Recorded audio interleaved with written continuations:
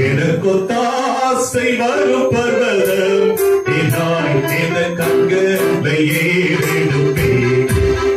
எனக்கொத்தாசை வரும் பர்வதம் எனாய் என் கண்களை ஏறெடுப்பேன். வானமும் பூமியும்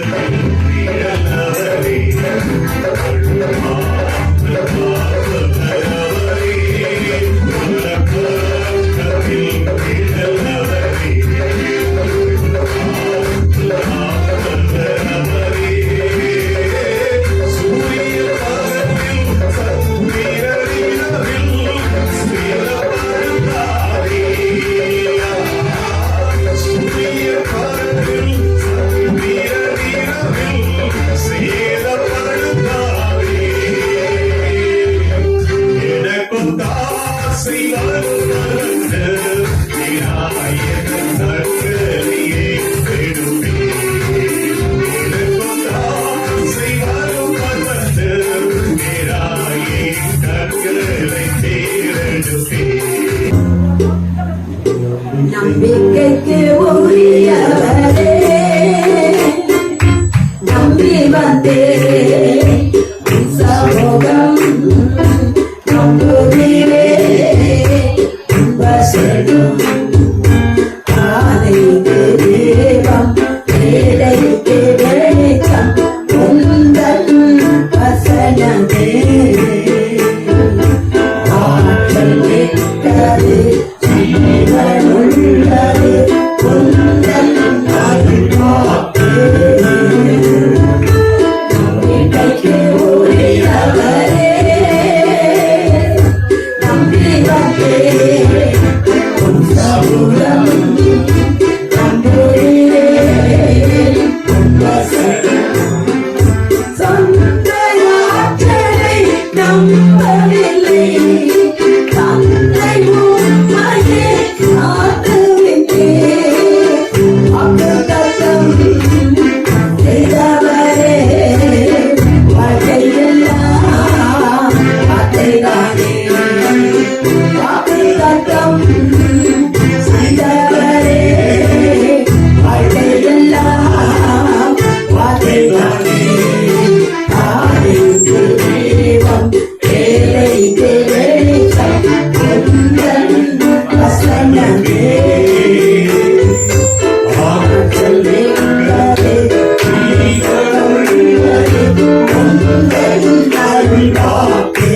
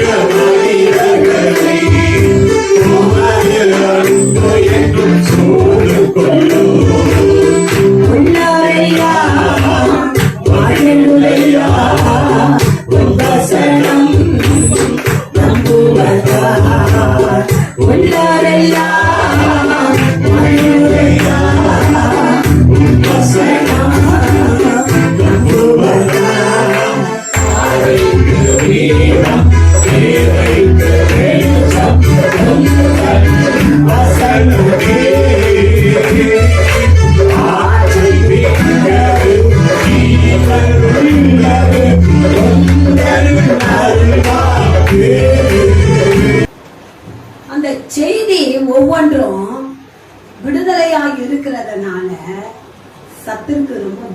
வந்துருச்சு.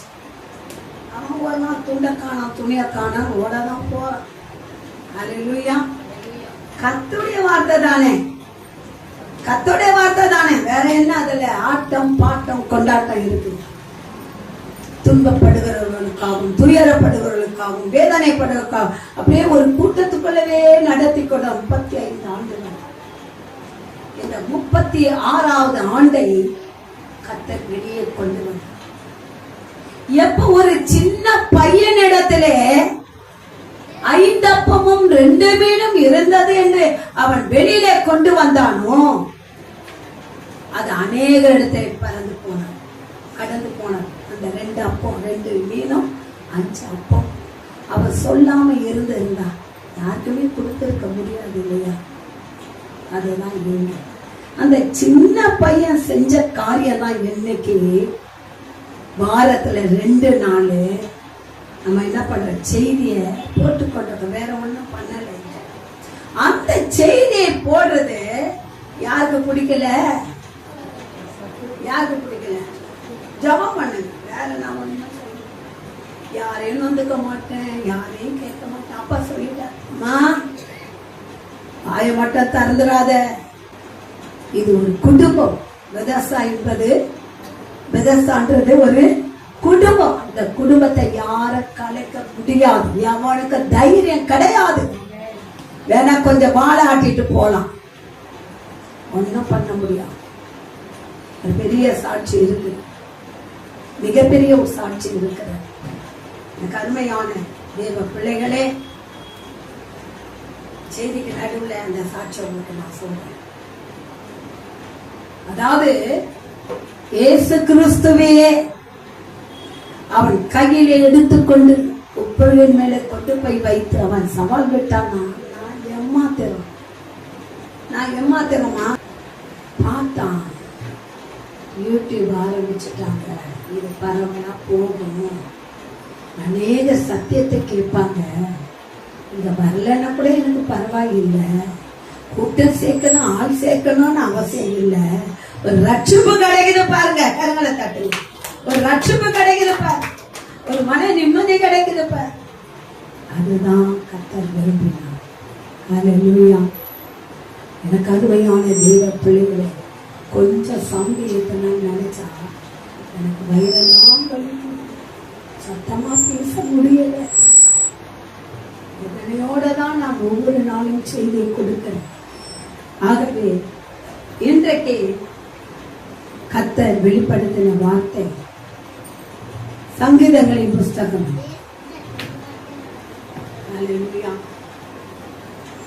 50ஆம் அதிகாரம் 15வது வசனம். ஆபத்து காலத்தில் என்னை நோக்கி கூப்பிடு, நான் உன்னை விடுவிப்பேன், நீ என்னை மகிமைப்படுத்துவாய். அல்லேலூயா. ஆபத்து காலத்தில் எத்தனை விதமான ஆபத்துகள் உண்டு இந்த உலகத்திலே? வியாதி மட்டும் தானா? பிரிவினைகள் மட்டும் தானா? இல்ல வேலை இல்லை என்று சொல்லுகிற துன்பம் மட்டும் தானா? பிள்ளைகள் அடங்க மாட்டேங்கிறார்கள் என்று சொல்லப்பட்ட வேதனை மட்டும் தானா? இதெல்லாம் சத்ருவால் வருகிற ஆபத்துகள். ஆகவே வேதம் சொல்லுகிறது, ஆபத்து காலத்தில் என்னை நோக்கி கூப்பிடு. யாரை நோக்கி கூப்பிட சொல்றாரு? அவரை நோக்கி கூப்பிடணும். ஆனா நம்ம இன்னைக்கு யாரையோ நோக்கி கூப்பிட, மந்திரங்கள் பெருகிவிட்டது, மாயங்கள் பெருகிவிட்டது, சவால்கள் பெருகிவிட்டது. அல்லேலூயா. சவால்களும் மந்திரங்களும் வேறு எங்க வேண்டுமானாலும் இருக்கலாம், கர்த்தருடைய பிள்ளைகளிடத்து அது பலிக்காது. கர்த்தருடைய பிள்ளைகளிடத்து அது பலிக்காது. அல்லேலூயா. கர்த்தருடைய பிள்ளைகளிடத்து அது பலிக்கவே பலிக்காது. அல்லேலூயா. ஆகவே கர்த்தருடைய பிள்ளைகளாகிய உங்களுக்கு விரோதமாக, பிள்ளைகளுக்கு விரோதமாக, குடும்பங்களுக்கு விரோதமாக பிரிவினையை கொண்டு வருகிற சகல சத்துவின் ஆவிகளின் கர்த்தர் நிர்மூலமாக்கி போடுவார். எனக்காக ஜெபிங்க, பேச முடியல. வேதனை நிறைந்தவளாய் நான் நின்று கொண்டிருக்கிறேன். அல்லேலூயா. எனக்கு அன்பார்ந்த பிள்ளைகளே, நாம் ஸ்தோத்திர பலியிட கற்றுக்கொள்ள வேண்டும். ஸ்தோத்திர பலியிடணும். ஒவ்வொரு நாளும் நாம் ஜெபத்துக்கு தயாராவதற்கு முன்பாகவே நம் பாவங்களை அறிக்கையிடணும். பாவங்களை அறிக்கையிட்டு ஸ்தோத்திர பலியிடணும். ஸ்தோத்திர பலியிடுகிறவன் என்னை மகிமைப்படுத்துகிறான் என்று வேதம் சொல்லுகிறார். ஆகவே எனக்கு அருமையான தேவ பிள்ளைகள், எங்க பார்த்தாலும் பிரச்சனைகளும் போராட்டங்களும் உங்களுக்கு தெரியுமா? இன்றைக்கு ஏதோ ஒரு இடத்துல மறைந்து அது செயல்பட்டு கொண்டிருக்கிற ஊழியம். ஆனால் கர்த்தரோ உலகத்திலே நடக்கிற சம்பவங்கள் ஒவ்வொன்றையும் கர்த்தர் இவ்விடத்திலே தான் வெளிப்படுத்தி கொண்டு இருக்கிறார். அல்லேலூயா.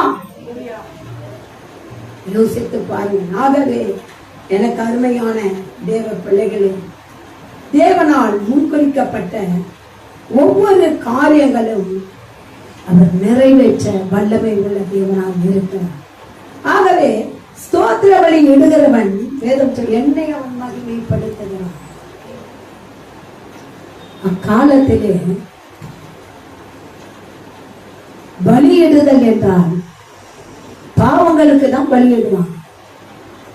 பார்த்திருக்கீங்களா வேதத்துல? பாவம், அந்த பாவத்துக்கு ஒரு நிவாரண பலி வேண்டும். அந்த பலி என்ன வச்சா, ஆட்டையோ மாட்டையோ எதையோ மிருகத்தை கொண்டு வந்து பலியிட்டு, ஆனா மறுபடியும் பாவம் செய்வாங்க. ஆனால் நம் கர்த்தராகிய இயேசு கிறிஸ்து வந்த பிறகு அவரை பாவ நிவாரண பலியாக தன்னையே அவர் அர்ப்பணித்து விட்டார். அல்லேலூயா. அர்ப்பணித்து விட்டார். எனக்கு அருமையான தேவ பிள்ளைகளே, நீங்கள் ஒவ்வொரு நாளும் ஸ்தோத்திர பலியிடுங்க. வேற எந்த பலியை நீங்கள் இட வேண்டாம். ஸ்தோத்திரம் என்பது நம் உள்ளத்திலிருந்து வருவது. ஸ்தோத்திரம் என்பது நம் இருதயத்தின் ஆழத்திலிருந்து வருவது. அந்த இருதயத்தின் ஆழத்திலிருந்து வருகிற அந்த ஸ்தோத்திர பலிய எத்தனை சொல்லலாமே. ஆனா இன்றைக்கு எல்லார் கையிலும் ஒரு ஸ்தோத்திர பலி புக்கு இருக்கும். பாருங்க, நிறைய பேர் இப்ப வச்சுக்கிறத நான் சொல்லி கொடுக்குறேன். எல்லாம் படிப்பாங்க. இங்க வந்து நான் சொல்லி கொடுத்த ஒரு வார்த்தை என்ன தெரியுமா? ஆவியானவர் என்னோட பேசின ஒரு வார்த்தை, நீ உன் தாயின் கருவிலே தெரிந்து கொண்ட நாள் முதல் கொண்டு இன்றைக்கு வரைக்கும் வயது என்ன, இன்னைக்கு வரைக்கும் நீ ஸ்தோத்திரம் சொல்ல ஆரம்பிச்சுன்னா 1000 இல்ல 2000 இல்ல, அது முடிவே கிடையாது, சொல்லிக்கிட்டே தான் இருக்கும். யாரோ எழுதி வச்சத பாடம் படிக்க கூடாது. உள்ளத்தின் ஆழத்திலிருந்து வரலாம் ஸ்தோத்திரம். ஆண்டவரே, என்னை தாங்கினீரே உமக்கு ஸ்தோத்திரம். என்னை தப்புவித்தரே ஸ்தோத்திரம். என் பிரச்சனை விடுதலை கொடுத்தரே ஸ்தோத்திரம். எத்தனை என்னை வளர்த்தீரே ஸ்தோத்திரம். ஆளாக்கினீரே ஸ்தோத்திரம். வாழ வைத்தரே ஸ்தோத்திரம். திருமணம் செய்தீரே ஸ்தோத்திரம். நல்ல கணவன மனைவியை கொடுத்தீரே ஸ்தோத்திரம். நல்ல பிள்ளைகளை கொடுத்தீரே ஸ்தோத்திரம். ஸ்தோத்திரம் பலியிடுங்க, அவர் மகிமைப்படுவார். அதை விட்டுட்டு புக்கை ஒன்று எடுத்து வச்சுட்டு உட்காந்துட்டு அப்படியே பாடம் படிச்சுட்டு போறதால ஒரு பிரயோஜனம் இருக்கா? உணர்வு இருக்குமா உங்களுக்கு? உணர்வு இருக்காது. உணர்வு இல்லாம நீங்க சொல்லிக்கிட்டே போறீங்க. ஆகவே எனக்கு அன்பார்ந்த என் அன்பு பிள்ளைகளே, முதல்ல கர்த்தரை நோக்கி கூப்பிடுங்க. அதான் என்னை நோக்கி கூப்பிடுங்க. முதல்ல அவரை நோக்கி கூப்பிட்டு, நான் உன் பாவங்களையும் சாபங்களையும் சிலுவையிலே நான் சுமந்து தீர்த்தேன் என்பதை நீங்க உணருங்க. உணர்வுள்ளவர்களால் இருங்க. உணர்வு இல்லாம நம்ம இருக்க முடியும். ஏன் கர்த்தர் சிலுவையை சுமந்தார்? யாராவது எப்பயாவது யோசிச்சு இருக்கிறீங்களா? எதற்காக ஒரு சிலுவை சுமந்தார்? எதற்காக அடிக்கப்பட்டார்? எதற்காக வேதனைப்படுத்தப்பட்டார்? யோசித்தார். ஒரு காலத்திலே அந்த உருவத்தை தான் நான் தரிசனமாக கண்டேன். யோசித்து பாருங்க. இப்படிப்பட்ட தரிசனங்களை கண்ட யாராக இருந்தாலும் அட் டைம் உங்களுக்கு விடுதலை தான். கண்டிருக்கீங்களா? நான் கண்டேன். நொடி பொழுதலை விடுதலை, மரண கட்டுகளிலிருந்து விடுதலை. கர்த்தர் என்னை தெரிந்து கொண்டார். அன்றைக்குதான் இந்த பிசினஸ் சீ என்று சொல்லி என் தேவனை சொந்த ரட்சகராக நான் ஏற்றுக்கொண்டேன். எனக்கு அருமையான தேவ பிள்ளைகளே, அந்த காயங்கள் ஒவ்வொன்றும் நம்மை உறுத்துகிறது.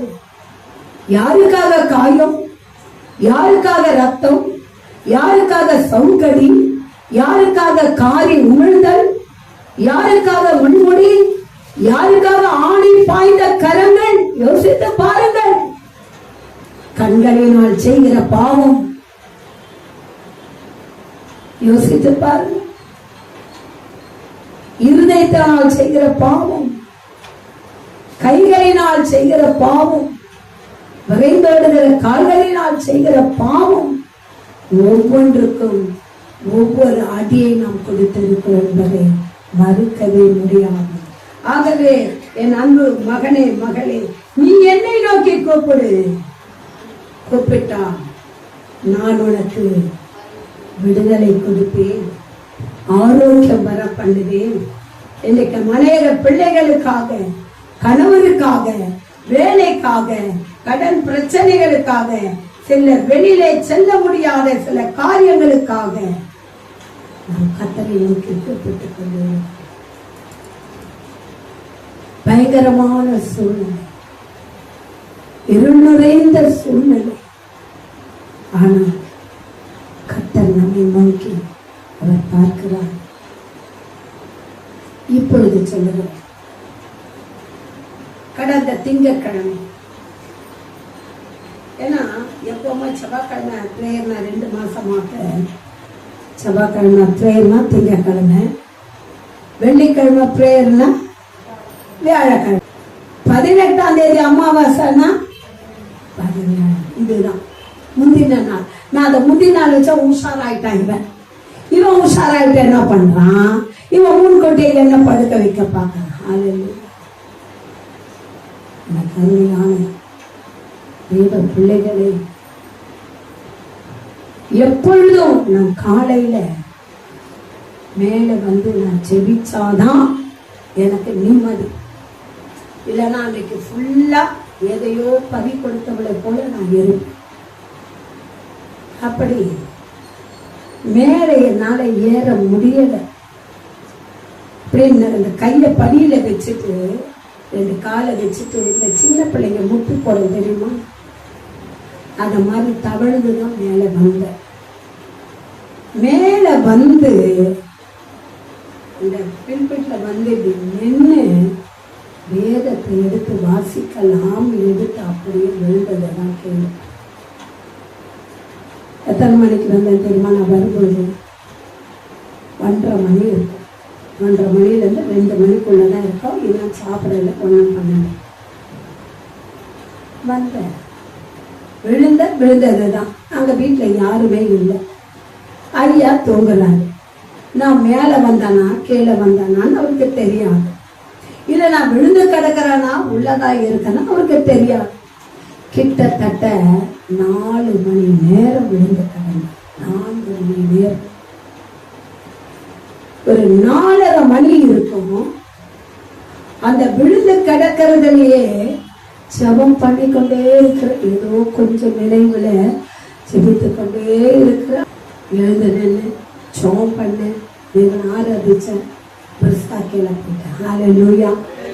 முடியும்னு நினைக்கிறியா? உன் வாலாட்டுதனால இங்க செல்லாது, ஒட்ட நறுக்கிடுவேன் நான்.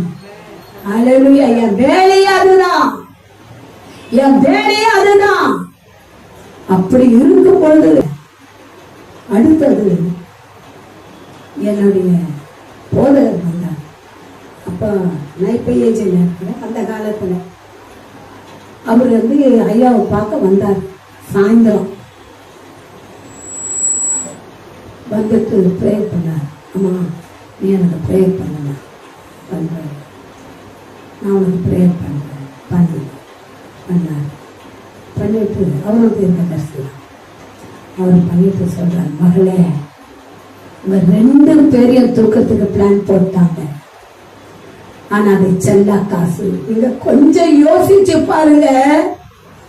ஒரே நேரத்துல ஒரே மாதிரியான பிரச்சனை. முதல்ல என் கணவருக்கு 3 நாள் தொண்டையை பிடிச்சான், என்ன தொண்டையை பிடிச்சான். என் கணவரை கொண்டு வந்து வேறு ஒரு மருத்துவமனையில போட்டேன். அந்த மருத்துவமனையில நான் வாழ இருக்கிறேன். மூச்சு அடைச்சிருச்சு எனக்கு. மிட் நைட் டாக்டர் வந்து 2 இன்ஜெக்ஷன் பண்ணார். குறையில நானும் ரொம்ப எஸ்பிமா போயிருச்சுன்னா என்ன எங்க கொண்டு போய் ஐசியூல போட்டுருவாங்களோன்னு சொல்லிட்டு அப்பா கிட்ட வாதாடி கொண்டே இருக்கிறேன். ஜெயிச்சிட்டேன்.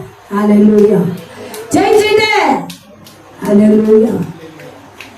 குதிரை யுத்த நாள் காயத்தமா தான் இருக்கும். ஜெயம் கத்தரால் மட்டும் அவரை கருவலை தட்டி தேவனை மகிழ்ப்பட்டு எந்த உதவியான எனக்கு தேவை இல்லை. என் அப்பா இருக்கிறான். ஊழியத்தை அழிக்கலாம் நீ நினைக்கிறியா? உன்னை அழிச்சிருவாரு. சத்துரு 36 வருஷமா இப்படியே இருந்துட்டாளே இவ. இப்ப என்னடானா யூடியூபா, வார்த்தையில 2 செய்தியா, என்ன யோசிச்சு பாருங்க. ஆனால் கர்த்தர் சொன்ன ஆபத்து காலத்திலே என்னை நோக்கி கூப்பிடு, ஆபத்து காலத்திலே என்னை நோக்கி கூப்பிடு என்று சொன்னார். ஆகவே இந்த நாளிலே நாம் கர்த்தரை நோக்கி கூப்பிடுகிறோம். ஆனா எப்படி கூப்பிடுகிறோம்? ஹல்லேலூயா. எப்படி கூப்பிடுகிறோம்? ஸ்தோத்திர பலியிட வேண்டும். ஸ்தோத்திர பலியோட கூப்பிடணும். முதல்ல ஸ்தோத்திர பலி இடணும், பாவ அறிக்கை இடணும், ஸ்தோத்திர பலி இடணும். அந்த ஸ்தோத்திர பலி இடும் பொழுது கர்த்தர் சொல்லுகிறார், நான் உனக்கு விடுதலை கொடுப்பேன். கரங்களை தட்டி யாரையும் ஒருத்தரையும் அவர் வஞ்சிக்கவும் இல்லை, யாரை குறை சொல்லவும் இல்லை. சத்துரு வந்து உட்காரும் பொழுது ஆவிக்குள்ள இருக்கிறவன் தெளிஞ்சிடுவான், ஆவி இல்லாதவன் மதங்கடிக்கப்படுவான். இதுதான் அதோடைய ரகசியம். ஹல்லேலூயா. ஆவிக்குள்ளால் இருப்பவன் தெளிவடைவான். ஆவிக்குள்ளால் இல்லாதவன் மதங்கடிக்கப்பட்டுடுவான். ஜாக்கிரதையாய் இருங்க. ஆகவே எப்பொழுதுமே நம் வாயினாலே ஸ்தோத்திர பலியை நாம் இட்டுக்கொண்டே இருக்க வேண்டும். ஆகவே கர்த்தராகிய இயேசு கிறிஸ்து உலகத்திற்கு என்ன பண்ண வந்தார்? ஊழியம் செய்ய வந்தார். இந்த உலகத்துக்கு ஊழியம் செய்ய வந்தார். அந்த ஊழியம் செய்ய வந்த நாட்களில் இயேசுவை நோக்கி கூப்பிட்ட அநேகர் விடுதலை பெற்றார். அநேகர் இயேசுவை நோக்கி பார்த்தவங்க, கூப்பிட்டவங்க, தொட்டவங்க, விட்டவங்க எல்லாம் சுகம்தான். யோசிச்சு எப்படியாக தேவனாகிய கர்த்தர் அநேகருக்கு மத்தியிலே அவர் அற்புதங்களை செய்கிறவனாய் சுற்றி திரிந்து கொண்டிருந்தான். இன்றைக்கும் நம் மத்தியிலே இருக்கிறார் அந்த அற்புதங்களை செய்கிற தேவன். ஒரு வேலை சவால் விட்டு இருக்கலாம் சத்துரு. இன்னைக்கு அப்படி இருக்கிறீங்களா? யாராவது உங்களுக்கு விரோதமாக சவால் விட்டு இருக்கிறானா? தைரியமா சொல்லுங்க. நான் ஆராதிக்கிற தேவனுடைய நாமத்தினாலே சொல்லுகிறேன். நான் ஆராதிக்கிற தேவனுடைய நாமத்தினாலே உன்னை நிர்மூலமாக்கி போடுவேன். கர்த்தர் என்னை ஆசரிக்க வல்லமை உள்ளவர். சொல்ல முடியுமா? தைரியம் சொல்லுங்க. நான் ஆராதிக்கும் தேவன், சொல்லுங்க, நான் ஆராதிக்கும் தேவன் வல்லமை உள்ளவர். அவர் எனக்கு விடுதலை கொடுப்பார். இன்னைக்கு வேணா ஒன்னும் இல்லாத உட்கார்ந்து இருக்கலாம். ஆனா வசனத்தை பாருங்க. இப்போதும் யாக்கோபே உன்னை யார் சிருஷ்டித்தவரும் இஸ்ரவேலே உன்னை உருவாக்குனவரும் ஆகிய கர்த்தர் சொல்லுகிறதாவது, பயப்படாதே, உன்னை மீட்டுக் கொண்டேன், உன்னை பெயர் சொல்லி அழைத்து என்ன உரிமை பாராட்டுகிறார். நம்மை உரிமை பாராட்டிக் கொண்டிருக்கிறார். அவர் சொல்லுகிற காரியத்தை பயப்படாதே. இந்த உலகத்திலே ஒரு காரியத்தை மட்டும் நான் நல்லா சொல்லுவேன், எந்த மனுஷனுக்கு நான் பயப்பட மாட்டேன், பேய்க்கும் பிசாசுக்கும் பயப்பட மாட்டேன், வெள்ளி சூனியங்களுக்கு பயப்பட மாட்டேன். நான் பயப்படுகிற ஒரே ஒரு காரியம் எது தெரியுமா? என் தேவனுடைய வார்த்தைக்கு, என் தேவனுக்கு மட்டும்தான் நான் பயப்படுவேன். வேற ஒன்றுக்கு நான் பயப்படவே மாட்டேன். அல்லேலூயா. ஆகையினாலதான் வாலிபத்தால் 22 வயதிலே கர்த்தரை நான் சொந்த ரட்சகராய் ஏற்றுக்கொண்டு அக்காலத்திலே ஊழியம் செய்த நாட்களிலே இந்த 36 ஆண்டுகளாக நான் ஊழியத்தை செய்து கொண்டிருக்கிறேன். யோசிச்சு பாருங்க, யாரையும் கூட இல்லை, ஒருத்தரும் கிடையாது. என் தேவனாகிய கர்த்தர் கரம் பிடித்துதான் நான் போவேன். அவர் கரம் பிடித்து தான் வேறு ஒருவரும் என் பக்கத்துல இருக்கவே மாட்டான். ஐயோ தலை சுத்துது, அம்மா நீ என் கூட கொஞ்சம் வா. இல்ல. எனக்கு மயக்கமாகுது, கொஞ்சம் கூட வா. இல்ல. இன்னைக்கும் சொல்றேன், நான் தனிமையா தான் போறேன். எங்க அப்பா தான் என் கூட வருகிறார். ஹல்லேலூயா, ஹல்லேலூயா. உங்களுக்கு ஒரு தெளிவை கொடுக்க தான் நான் கர்த்தர் பேசிக் கொண்டிருக்கிறார். யாரையும் நம்பாதீங்க. உலகத்திலே கூட இருந்தே குழி பறிப்பாங்க. வார்த்தையில மயங்கிடாதீங்க. அன்னைக்கு ஏவாள் வார்த்தையில தான் மயங்கினான். இன்னைக்கு எத்தனையோ பேர் மயக்கத்துல இருக்கிறீங்க. அந்த மயக்கத்துல பாம்பு சொன்ன வார்த்தையில ஏவாள் மயங்கினா, ஏவாள் கொடுத்த பணத்துல ஆதாம் மயங்கிட்டான். 2 பேரும் மயங்கினதுனால இன்னைக்கு உலகமே மயங்கி போய் கிடக்கு. எனக்கு அருமையான தேவ பிள்ளைகளே, விழிப்பா இல்லைன்னா சத்துரு மேற்கொள்ள. நீங்க யோசிச்சு பாருங்க, இவ்வளவு உபத்திரவம். ஐயாக்கு நான் சொன்ன வந்து சாட்சி கொடுங்க அப்படின்னா, இல்லைம்மா நான் அமாவாசை பிரேயருக்கு வந்து நான் சாட்சி கொடுக்குறேன். யோசிச்சு பாருங்க, ஆக்சிஜன் லெவலு 10-15 அவ்வளவுதான். பிழைக்க முடியாது, ஆக்சிஜன் கிடையாது. யோசிச்சு பாருங்க, பயங்கரமான இக்கட்டு. மூச்சு இருக்கிறாரு, விட முடியும். பயங்கரமான சூழ்நிலை. தேவன் எங்களை கண்ணோக்கி பார்த்தார். ஜபம் ஜபம் ஜபம் ஜபம் ஜபம். 2 நாள் தூக்கம் இல்லை, சாப்பாடு இல்லை, முழங்கால் பண்ணிட்டு ஜபத்திலேயே விழிப்பாயிருந்தபடினாலே அந்த சத்துருவை நான் ஜெயிச்சுட்டேன். நேற்று இந்த நாள் அந்த பாஸ்டர் வந்த பிறகு ஜெபிக்கிறாரு. 2 பேரும் ஒரே நேரத்துல எடுக்க முடியாது. அனுப்பப்பட்ட சத்துரு நாவி அது உன்கிட்ட செல்லாக்காசா போயிடுச்சு. ஹல்லேலூயா, ஹல்லேலூயா. இல்லைன்னா அதுக்கு பேர் என்ன தெரியுமா?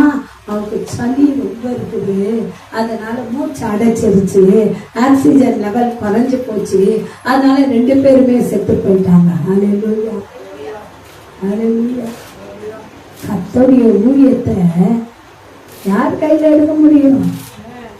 என் உயிர் உள்ள நாள் வரைக்கும் நான் கடைசியாக கண்ணை மூடும் பொழுது கூட யாருக்காவது ஒருத்தருக்கு ஜபம் பண்ணிதான் என் உயிரை விடுவேன். இதுதான் என்னுடைய வேண்டுகோள். எங்க அப்பா கிட்ட முடியாதுன்னு சொல்ல மாட்டேன். கடைசியில கண்ணை மூடும் போது யாராவது வந்தாலும் அவங்களுக்கு ஜபம் பண்ணிதான் நான் கண்ணை மூடுவேன். இதுதான் என்னுடைய வாக்குறுதி எங்க அப்பா கிட்ட. அப்படி இருக்கும்போது நீ செய்ய முடியுமா? சாக்கல்யா, அது எந்த மந்திரவாதியா இருக்கட்டும், எந்த குறி சொல்றாங்க, ஐ டோன்ட் கேர். எனக்கு அதை பத்தி கவலை இல்லை. எடுக்கதான் கத்தர் என்ன வச்சிருக்கான், அவனை துரத்தான் கத்தர் என்ன வைத்திருக்கான். ஆகவே எனக்கு அருமையான தேவ பிள்ளைகளே, மத்தேயு எழுதின சுவிசேஷம் 8ஆம் அதிகாரத்திலே 1வது வசனத்தை அவர் மலையிலிருந்து இறங்கின பொழுது திரளான ஜனங்கள் அவருக்கு பின்பாக சென்றார்கள். அப்பொழுது வந்து ஆண்டவரே, உனக்கு சித்தமானால் என்னை சுத்தமாக்கும் ஆகும் என்றார். 3 காரியங்கள் அடங்கி இருக்கிறார். 3 விதமான காரியங்கள். குஷ்டரோகி ஒருவன் வந்து அவரை முதலாவது என்ன செய்யறான்? பணிந்து கொள்ளுகிறான். தேவனை பணிந்து கொள்ளுகிற ஒருவனும் கெட்டு போனதா? கிடையவே கிடையாது. அவரை பணிந்து கொண்டான். ஆண்டவரே, 2வது உமக்கு சித்தமான ஒப்பு கொடுத்தார். அவ்வளவுதான். என்னால முடியாது, இன்னைக்கு கூட என்னால பேச முடியல, ஆனாலும் எனக்கு கொடுத்த அந்த கொஞ்சம் எனர்ஜி இருக்கு இல்லையா, அந்த கொஞ்சம் எனர்ஜி வச்சுதான் நான் நிற்கிறேன். கிட்டத்தட்ட 2-3 மாசங்களாக என்னால பேச முடியல, எனர்ஜி கிடையாது. அந்த கொஞ்சம் எனர்ஜியில கூட கர்த்தர் பேசும்படியான கிருபை நான் நிரப்பி இருக்கிறேன். எல்லாரையும் வஞ்சிச்சுட்டாமா, ஒருத்தரை கூட முடியல.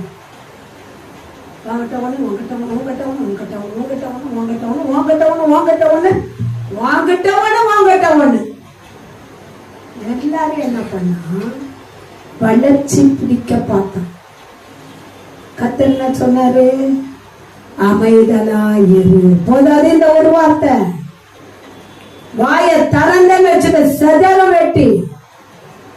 அப்ப என்ன செய்த? நானு கர்த்தருடைய வார்த்தைக்கு கீழ்ப்படிஞ்சேன். இப்ப வரை கூட கேட்க மாட்டேன். ஏன்னா இது வரும்னு முன்னாடியே கர்த்தர் எனக்கு சொன்னதுனால முன்னாடி வாரமே நான் சொல்லிட்டேன், இங்க கேள்வி கேட்டு யாரும் வரக்கூடாது. அப்படியானால் தேவன் தீர்க்கதரிசிகளுக்கு முன்கூட்டியே அறிவிக்கிற தேவனாய் இருக்கிறார். கரங்களை தட்டி தேவனை நாம் மகிமை படுத்துவோம். ஹல்லேலூயா, ஹல்லேலூயா. அப்பொழுது ஆண்டவரே உமக்கு சித்தமானால் என்னை சுத்தமாக்கும் சொல்ல, சுத்தமாக்க உம்மாலே என்னை குணமாக்கணும்னு நினைச்சா உம்மால ஆகும். ஆகுமாகாதா? சுந்தர பார்த்து சொன்னார், சுந்தர் பயப்படாதே, உனக்கு இந்த வியாதி இல்ல, வியாதியை போல அனுப்பப்பட்ட காரியம். வியாதி உள்ளவன் இன்னைக்கு இல்ல, செத்து போயிட்டாப்பா அவன் கூட வந்தவன். ஆனா உனக்கு வியாதி இல்ல, வியாதியை போல அனுப்பப்பட்ட காரியம். இன்றைக்கு சவால் விட்டு கொண்டுதான் இருக்கிறான். யோசித்து பாருங்க.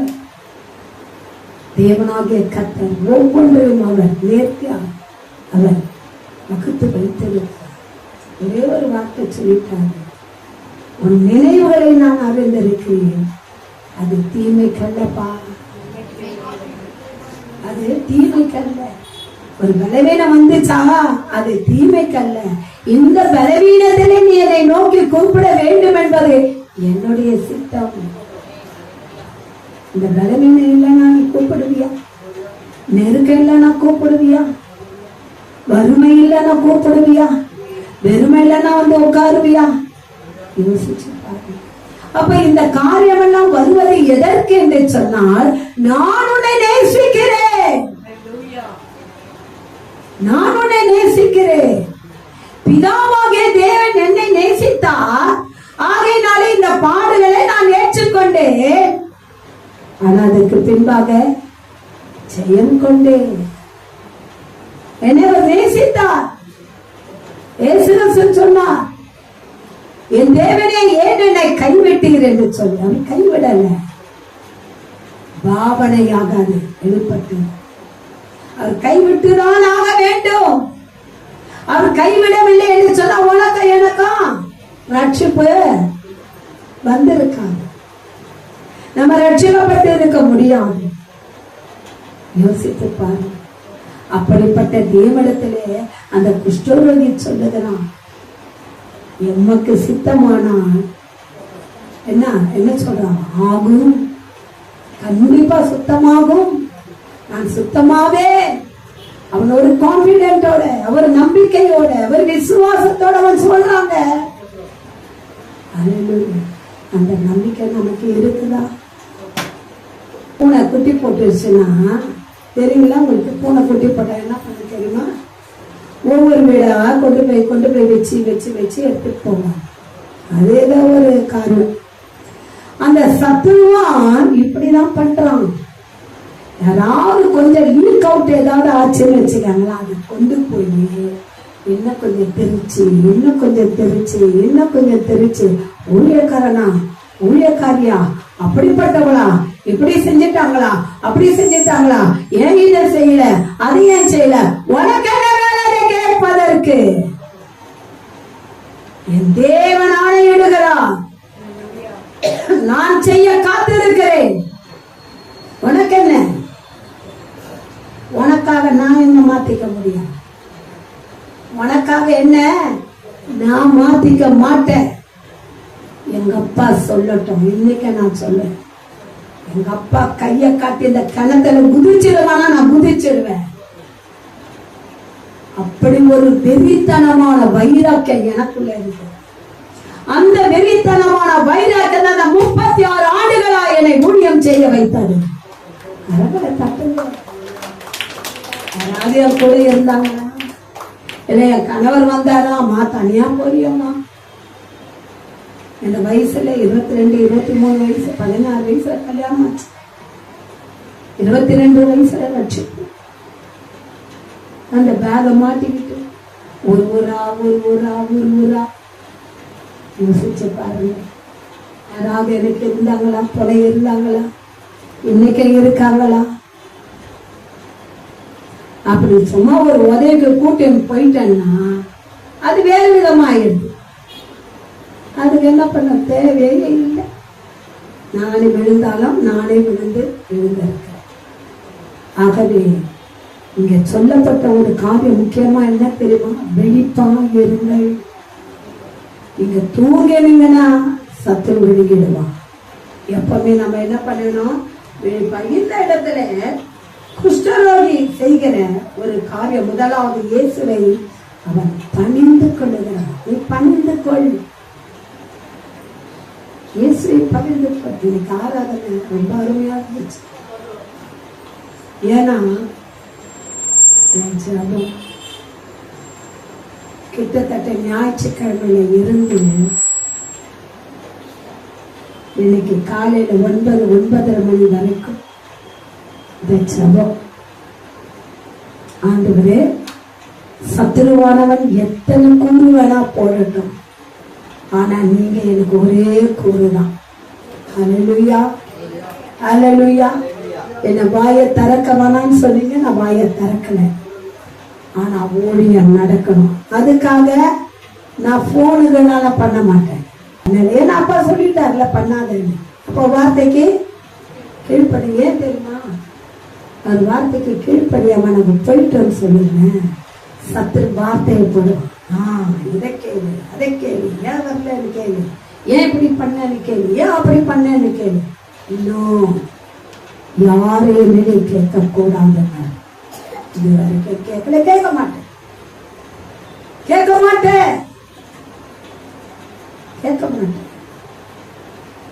அவர் அவருடைய இருதயத்துல கை வைத்து கத்திடத்துல சொல்லுங்க, அப்பா உனக்கு தெரியும் நான் ஏன் வரலன்னு அவர்கிட்ட சொல்லுங்க.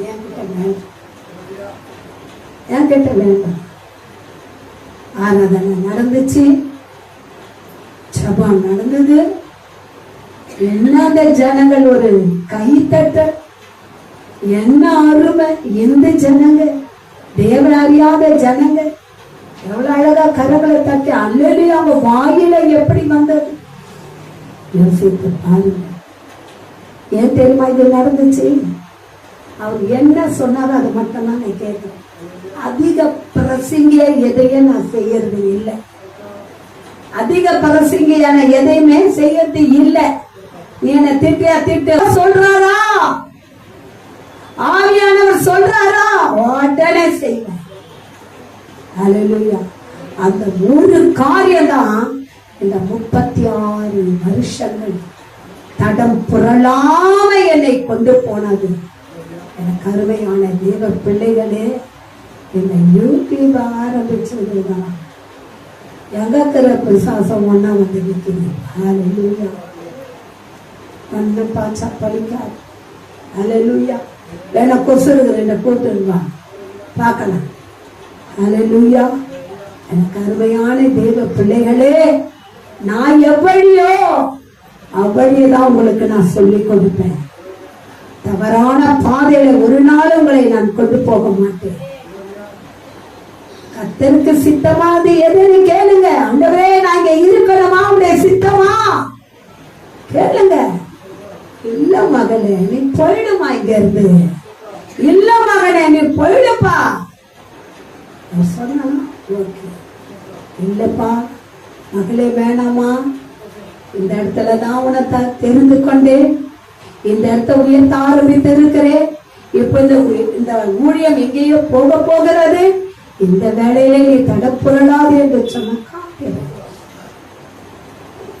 ஆகவே எனக்கு அருமையான தேவ பிள்ளைகளே, பாருங்கள், உமக்கு சித்தமா, உனக்கு சித்தமானா அதை எனக்கு செய்ய.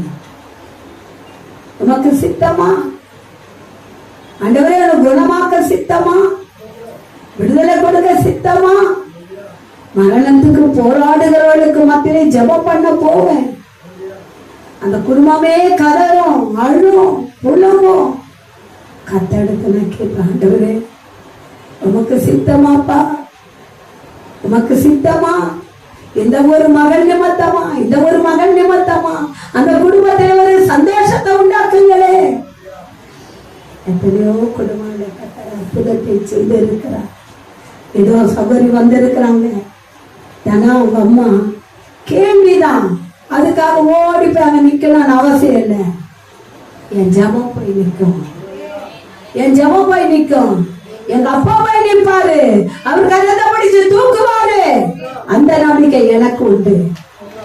ஹல்லேலூயா. என்னால போக முடியாது, வெகு தூரமா இருக்கும், ஆனா ஜெபம் மட்டும் பண்ணுவேன், கொஞ்சம் ஹெல்ப் பண்ணுவேன், ஜெபம் மட்டும் பண்ணுவேன். ஆண்டவரே, உமக்காக இவ்வளவு தூரத்துல வந்து சத்தியத்தை கேட்டு உமக்காய் கீழ்ப்படிந்து நடக்கிறார்கள். ஆண்டவரே, அவர்களுடைய கரத்துல ஒப்பு கொடுக்கிறேன். அப்பா, எழுப்புங்கன்னு சொல்லும் போது கர்த்தர் நிச்சயமா எழுப்புகிறார். உள்ள இடுப்பளவு தண்ணி இருந்தா கூட வரமாட்டாங்க, ரொம்ப சுகவீனமாயிட்டார், பிழைக்க மாட்டாங்கன்னு சொல்லிட்டார். ஜபந்தான். எப்பா இந்த பேர் வந்தாரு, ஹல்லேலூயா. அவர் வந்தார்னா இந்த இடத்த வந்து முழங்கால் போட்டு ஜெபிக்காத போக மாட்டார். அதை அவர் உணர்ந்து இருக்கிறார், அதை அவர் அறிந்து இருக்கிறார். அந்த இடத்துல போடுகிற அந்த முழங்கால் படியிட்டு ஜெபிக்கும் போது கர்த்தருடைய வாழ்க்கையில எத்தனையோ முறை அற்புதங்களை செய்திருக்கிறார், ஜீவனை கொடுத்து இருக்கிறார், சுகத்தை கொடுத்து இருக்கிறார். என கருமையான தேவ பிள்ளைகளே, அவருக்கு சித்தமானது நமக்கு வாய்க்கும். அவருக்கு எது சித்தமோ அவருக்கு சித்தமானதை செய்வார். ஆகவே பாருங்கள், அப்பொழுது மத்தேயு 8ஆம் அதிகாரம் 3வது வசனத்தை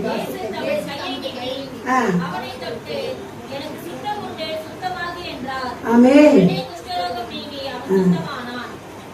உடனே இருமா எங்க போட்டுக்குது, எப்போ சார் நாளைக்கு என்னாரா இல்ல ஒரு மாசம் ஆகட்டான்னாரா?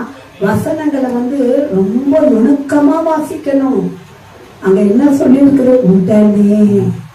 அப்ப எந்த அளவுக்கு கர்த்தரை அவன் நேசித்து இருக்கிறான், எந்த அளவுக்கு கர்த்தரை அவனை நேசித்து இருக்கிறான், எந்த அளவுக்கு அவனுக்கு விசுவாசம் இருந்தது, எந்த அளவுக்கு அந்த விசுவாசம் கிரியை செய்தது. இதுதான். அல்லேலூயா. ஆகவே எனக்கு அருமையான தேவ பிள்ளைகளே, ஒரு 7 வருஷத்துக்கு முன்பாக என் கால் செயல் இழந்து போய்விட்டேன். திடீரென்று சொன்ன இரவெல்லாம் தூக்கம் இருக்காது, நடக்க முடியாது. என்னால என்னை வந்து சேர்ல உட்கார வச்சுதான் தூக்கிட்டு போவாங்க பாத்ரூம். பாத்ரூமுக்கு தூக்கிட்டு போறாங்க. சரிம்மா, இப்போ ஊழியம் எப்படி செஞ்சுங்க? அப்படிதான். வண்டியில போயிடுவேன், கார்ல போயிடுவேன், ஆட்டோல போயிடுவேன். அங்கிருந்து 2 பேர் வரணும், கை தாங்களா தோல் மேல கையை போட்டு தூக்கின்னு போய் ஒரு இடத்துல உட்கார வச்சிடணும். உட்கார வச்சுட்டு எனக்கு முன்பாக ஒரு சேரை போடணும். அந்த சேர் மேல ஒரு கால், நான் உட்காந்துருக்க ஒரு சீட்டும் என் கால் படுக்க ஒரு 7 ஆண்டுகள் 5 ஆண்டுகள் இப்படிதான் போனேன் எல்லா இடங்களுக்கு. அப்ப கூட நான் அடங்கல. நான் ஒரு அடங்கா பிடாரி, அடங்கவே மாட்டேன். அப்படி ஊழியத்துக்கு போய்கொண்டுதான் நான் இருந்தேன். எல்லா இடங்களுக்கும் போனேன். ஆண்டவர் சொன்னார், மகளே நீ எங்கெல்லாம் போகணும்னு நினைக்கிறமா எல்லா இடத்துக்கும் போ சொல்லிட்டேன். எல்லா இடங்களுக்கும் நீ போ, எல்லா இடங்களுக்கும் போ. 5 ஆண்டுகள் ஊழியம் செய்து அந்த காலோட என்னுடைய சபைக்கு ஏஜிக்கு நான் போனேன்னா அந்த குறிப்பிட்ட ஒரு 4 பாஸ்டர்மாருங்க அந்த பிரதர்ஸ்லாம் இருக்காங்க. நான் முடியாம அதாவது என் தன்னுடைய தோல் மேல கையை போட்டு அந்த காலை பிடிச்சி வச்சு நான் அந்த மேலே ஏறி லிப்ட்ல போய் அந்த என்னுடைய அந்த சேர்ல உட்காரத்துக்குள்ள போயிடும். என்னை பார்த்துட்டாங்கன்னா சேரை தூக்கிட்டு ஓடி வரணும். அவங்களுக்கெல்லாம் நான் சொல்லி வைக்கல, நான் வரேன், எனக்கு ஒரு சேரை கொண்டு வந்து போடு. சேரை தூக்கிட்டு வருவாங்க. வந்து சிஸ்டர் உட்காருங்க, 2 சேர் போடுவாங்க. நான் உட்கார்ந்து கொண்டு கால் வைக்கிறதுக்கு ஒரு நாள் அவங்களும் வாரம் எனக்கு ஒரு சேர் 2 சேர் போடுவாங்க. நான் வந்தவொடனே என்னை பார்த்தவொடனே சேரை தூக்கிட்டு போட்டுருவாங்க. பாரு, கர்த்தர் சொன்னார், மகளே எங்கெல்லாம் நீ போகணும்னு நினைக்கிறியோ அங்கெல்லாம் நீ போகணும்.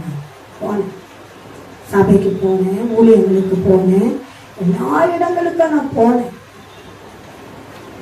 ஒரு நாள் கோட்டூர்புரத்திலே நம்முடைய ஊழியத்தை நெருக்கமான ஒரு சகோதரி மரிச்சு போனாங்க.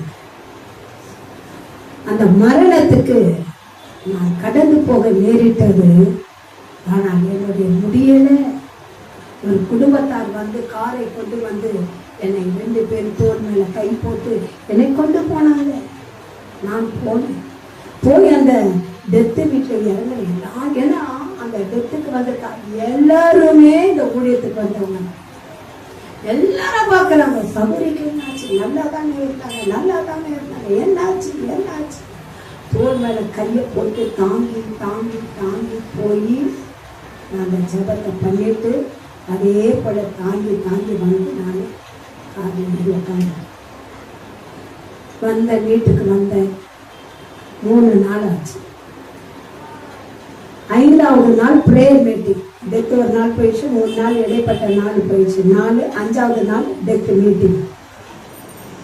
அப்பொழுது ஆண்டவர் சொன்னாங்க, யார் பார்க்கணுங்களோ பார்க்கட்டும், போ, எங்கெல்லாம் போகணுமோ போ சொன்னார்ல. அதே போல எல்லாருக்கும் போயிட்டு அந்த 5 வருஷம் கடைசியாக 3 நாள் இருக்கும்போது 2 இல்லை 2:30 மணி இருக்கும். தூக்கம் இல்லை. ஆண்டவர் சொல்றார், மகளே எழுந்து நட அப்படின்னா. அழகா கேக்குது, எழுந்து நட. எழுந்து நடன பெட்ல எழுந்து நிக்கிறேன், நட அப்படின்னாரு. ஒரு கால் அந்த கால் நொந்து போன காலை தான் தூக்கி வச்சேன். ஒண்ணுமே வழி இல்லை, நட அப்படின்னாரு. இந்த டைனிங் ஹாலுக்கும் அந்த ரூமுக்கும் எத்தனை மணிக்கு 2:30 மணிக்கு நடந்துட்டு இருக்கேன். அல்லேலூயா. கரங்களை பட்டவங்க ஆரம்பிச்சேன். மறுநாள் அந்த டெத் மீட்டிங், அந்த மீட்டிங்க்கு நான் போனேன்.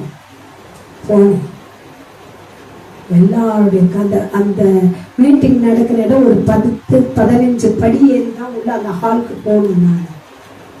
ஆனா இந்த சின்ன பிள்ளைங்களாம் குதிச்சு ஓடுவாங்க தெரியுமா, படியில கடன்னு.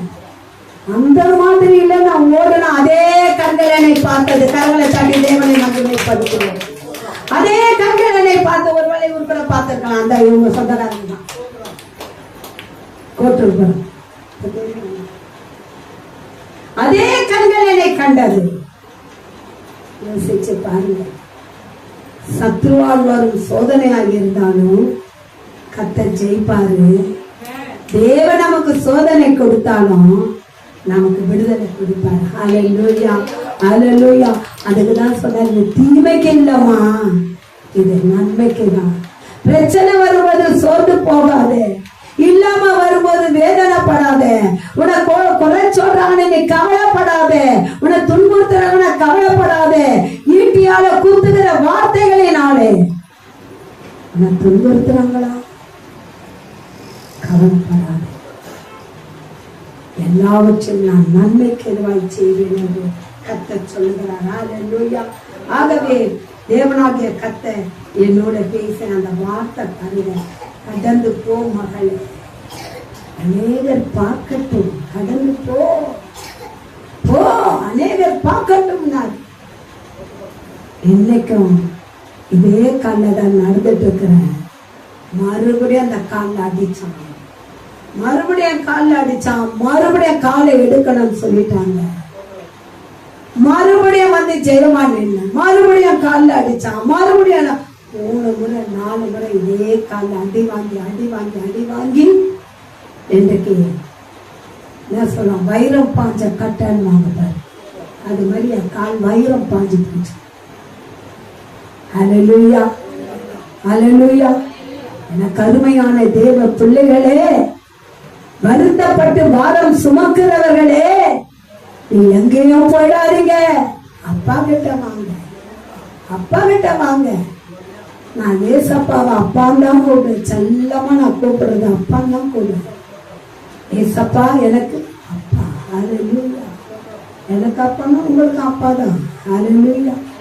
ஆகவே எனக்கு அருமையான தேவ பிள்ளைகளே, கர்த்தராகிய தேவன் என்னை பொன்னை போல புடமிட்டு புடமிட்டு புடமிட்டு பார்த்தார். பொன்னை போல புடமிட்டார். இப்ப பொன்னாவன கடைசியாதான் இந்த வருஷம் பிறந்து கர்த்தர் நன்மைக்கு எதுவான காரியங்களை செய்யும்படியாய் வசனங்களையும் வார்த்தைகளையும் கொடுத்து பேச்சுகிற இந்த வேளையிலே ஒரு அலசடி வந்தது பாருங்க. தேவையே இல்லை, எனக்கு என்ன தொடச்சு விட்டு போக வேண்டியதுதான். அதை விட்டுட்டு வாயை திறக்காதேன்னு சொன்னாங்க.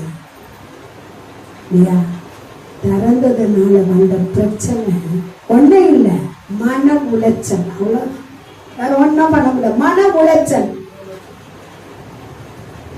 சத்துரு வந்து கலைச்சிட்டானே, கலைச்சு போட்டுட்டானே, குடும்பத்தை கலைச்சிட்டானே. அதாவது ஊழியம் என்பது குடும்பம். ஆகவே இன்றைக்கு சொல்லுகிறேன், ஊழியத்தின் நிமித்தமாய் சத்துரு முட்களை விதைக்க வருவான். அதை தூக்கி எரிஞ்சிடுங்க, அது முளைக்க விடாதீங்க. அது முளைக்க விட்டா அந்த செடியில 1000 முட்கள் வரும், அது உங்களை நெருக்கி தள்ளிடும். முளையை கிளியறி எதை எடுக்காதீங்க, கர்த்தருடைய வார்த்தை கேளுங்க. அதுக்குதான் இன்னைக்கு ஒரு செய்தி போட்டேன். 320 பேர் இருக்கிறீங்க வாட்ஸ்அப்ல. யாருக்கு என்ன வேணாலும் தைரியமா என்னை கேள்வி கேளுங்க, நான் உங்களுக்கு சொல்றேன். அதுக்காக போய் மத்தவங்க கிட்ட போய் கேள்வி, இவங்க ஒண்ணு சொல்ல, அவங்க ஒண்ணு சொல்ல, இவங்க ஒண்ணு சொல்ல, அவங்க இந்த ஊழியத்தை என்ன பண்ணிடுவான், அழைச்சி போட்டுடுவான். ஆகவே நான் உயிரோட தான் இருக்கிறேன், செத்து போயிட்டேன், உயிரோட தான் இருக்கிறேன். வாங்க, 10 பேரா வாங்க, இல்ல 20 பேரா வந்து கேளுங்க, நான் உங்களுக்கு பதில் சொல்றேன். சமாதானத்தின் தேவன் தாமே நமக்கு சமாதானத்தை கொடுப்பார். ஆகவே தேவனாகிய கர்த்தர் சொல்லுகிறார், நீ ஒன்றுக்கும் கவலைப்படாதே, நீ பயப்படாதே, நான் உன்னோட நீ இருக்கிறேன். கலங்காதே, நானும் தேவன், திகையாதே, நான் உன்னோட இருக்கிறேன். உன்னை பலப்படுத்துவேன், உனக்கு சகாயம் பண்ணுவேன். நீதி என்று சொல்லுகிறேன். வலது கரம் இருக்குது அல்லவா, அது நீதி செய்யக்கூடிய கரம். அது அநியாயத்துக்கு துணை போகாது, நியாயம் செய்யும், நீதி செய்யும். அந்த நீதியும் நியாயத்தை செய்கிற கரம் உங்களுக்கு மத்தியில இருக்கிற வரைக்கும் நீ கவலையப்படாதே. கர்த்தர் இந்த நாளை உனக்கு ஆசீர்வாதத்தின் நாளை மாற்றுவாராக.